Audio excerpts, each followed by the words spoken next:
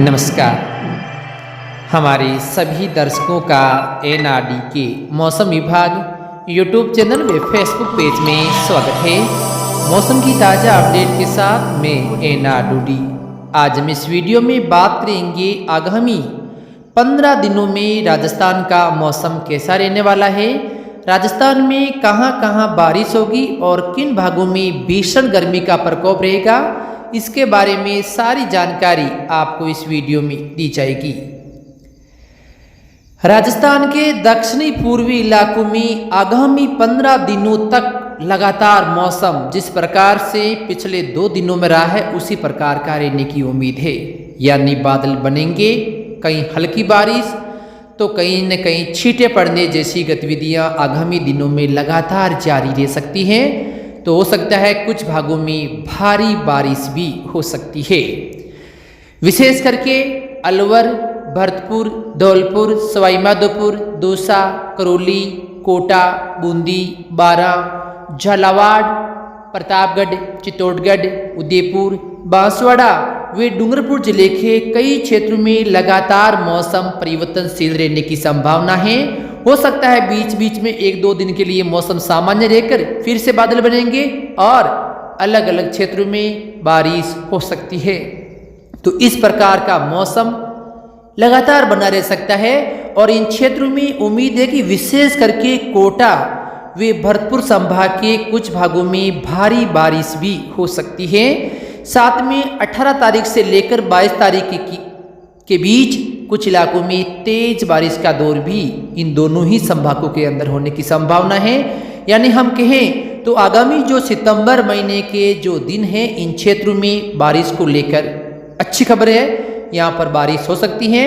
यानी 4 या 5 दिनों का गैप इन क्षेत्रों में अब नहीं रहेगा और लगातार मौसम परिवर्तनशील ही रहने की संभावना है।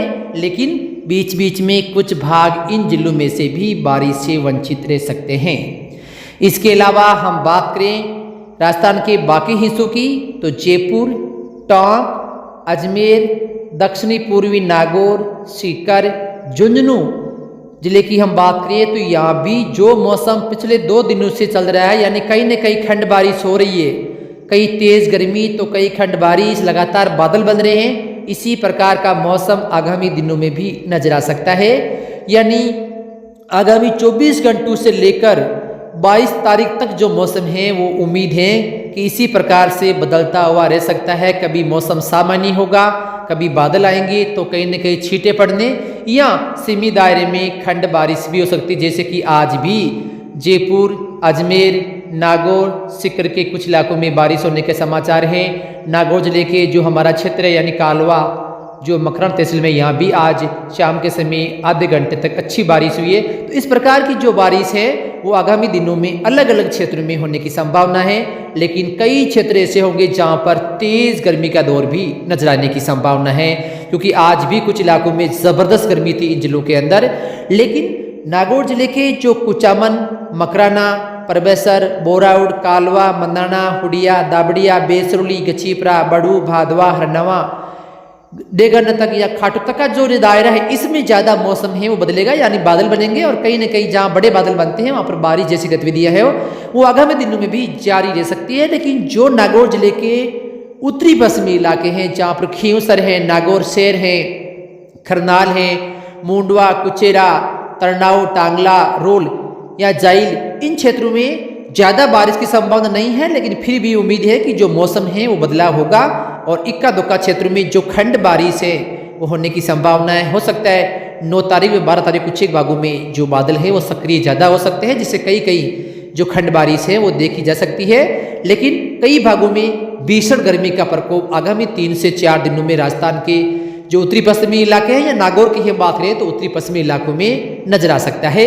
इसके अलावा 14 तारीख से लेकर 20 तारीख के बीच उम्मीद है कि जो डीडवाना, जाइल है यहाँ पर कुछ भागों में बादल ज़्यादा सक्रिय हो सकते हैं, जिससे कहीं न कहीं खंड बारिश में बढ़ोतरी भी होने की संभावना है।